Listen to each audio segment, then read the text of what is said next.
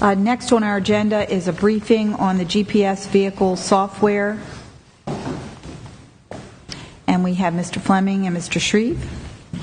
Good afternoon. Good afternoon.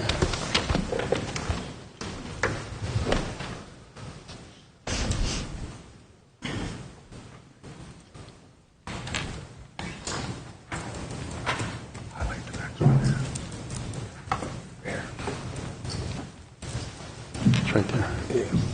Just like that. Which one's going to control this one? Is it going to be this one that controls it?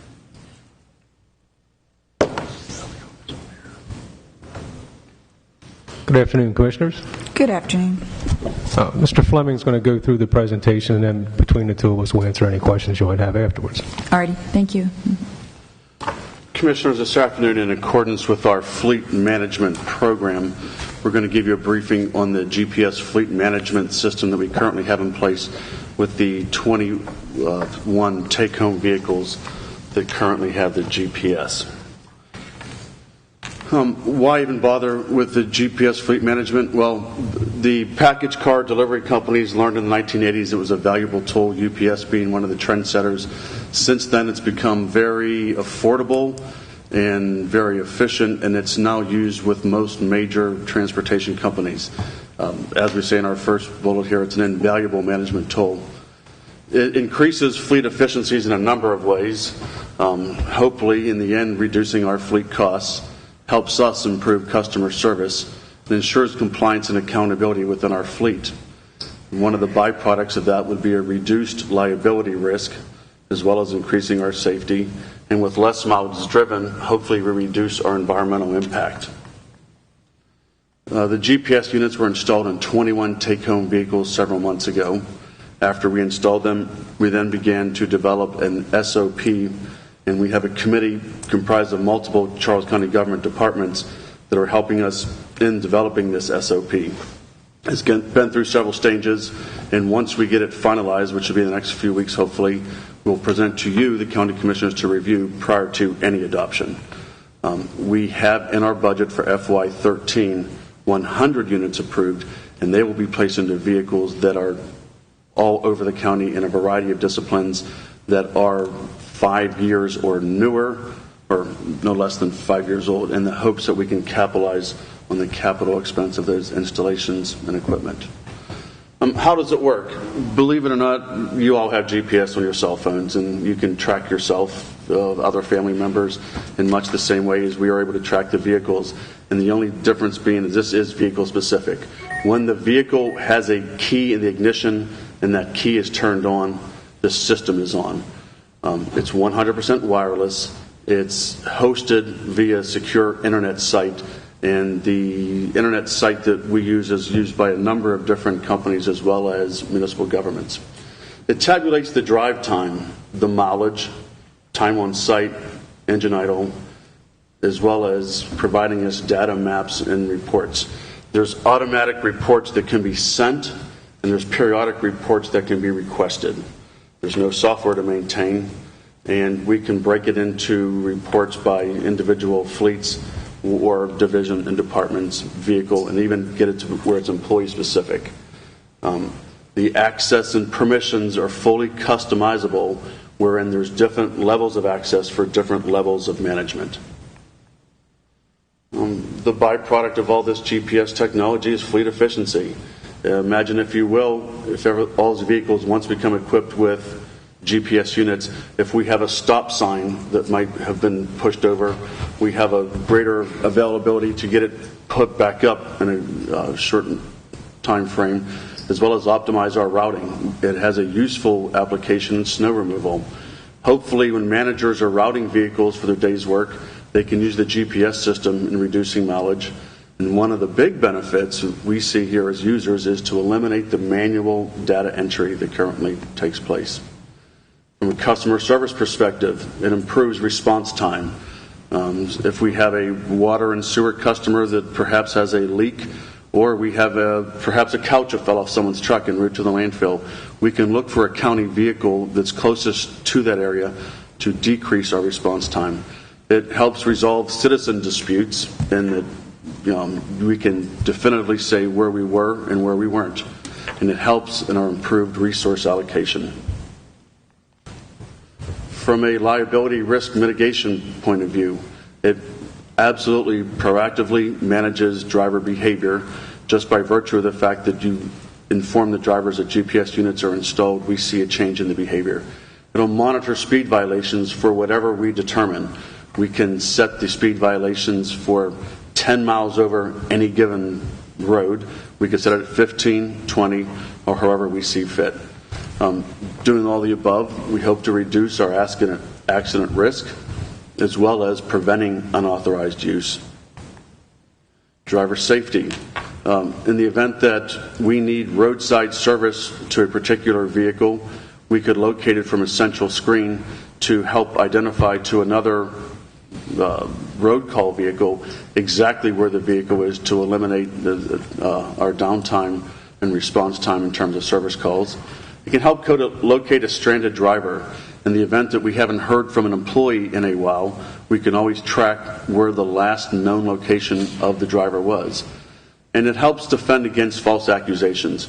Quite often we receive phone calls from citizens or whomever alleging that we were at a certain place at a certain time doing a certain thing, when quite often it could be one of our sister agencies or not even a county vehicle. It's just somebody who doesn't always have the facts straight. So this is an important element of our driver safety.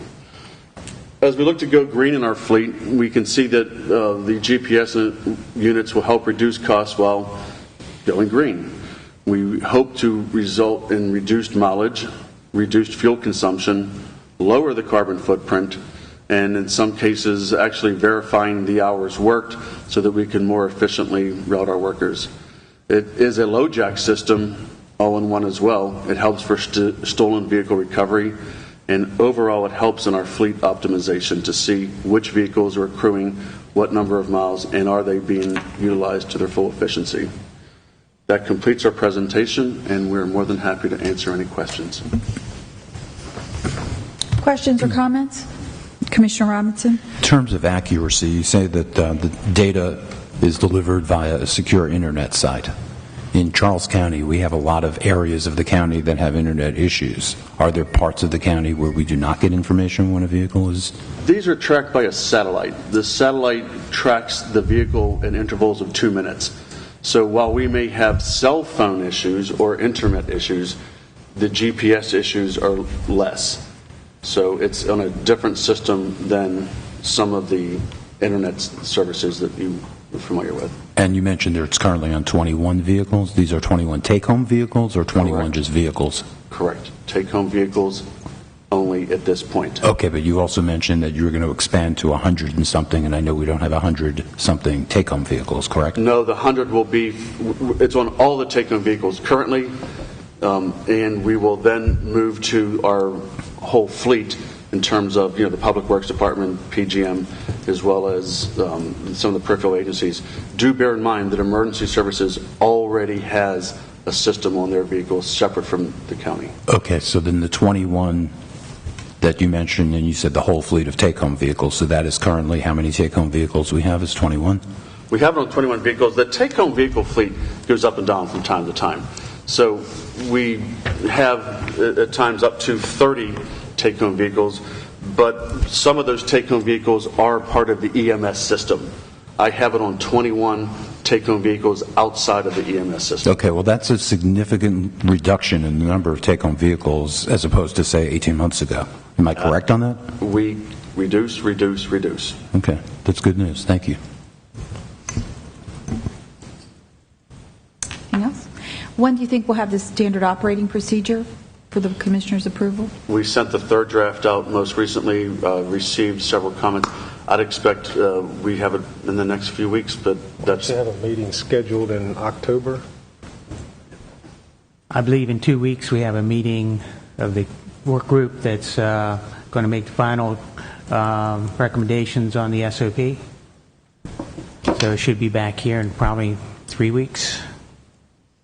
In the meantime, can we assume that corrections have been made in terms of people are informed and people understand the responsibility of a take-home vehicle?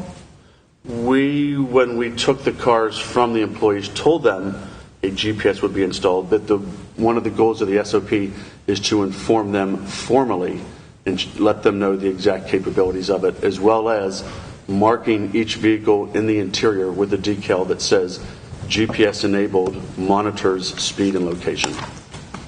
And your SOP is going to speak to authority and monitoring, and who is going to ultimately take responsibility for compliance?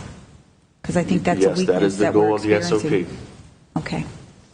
Anything else, Commissioner? Thank you. We thank you. Well, there were two other components to this. I said it completed our presentation. One of the other things that we looked to do in our presentation today was to bring you up to speed with the annual take-home vehicle report, which is on your board docs. Do you choose to see that? Yes, it is on board docs. Okay. They want to look at it. All right. That is a snapshot in time. Doesn't necessarily mean that's what's happening on September 25, but when the annual inventory was taken, that is this report. That You want me to bring it up? it's. I'm sorry. You have control on it. Yes. I don't. There we go. It lists the who, what, when, wheres, and hows of our take-home fleet. And the next item. Are there any questions on this? The next item was just a review of our take-home vehicle policy. This is the current policy. And that's sort of what my question was about. I mean, we have these policies in place already, and they're pretty clear about what can happen if you don't use the vehicle properly. And so I want to make sure that, I mean, what you're doing is going to add to this, but if, you know, we have to have teeth. All right, if there's no more questions, we'll conclude our report on the GPS technology system. Thank you very much. Thank you. Commissioners, anything?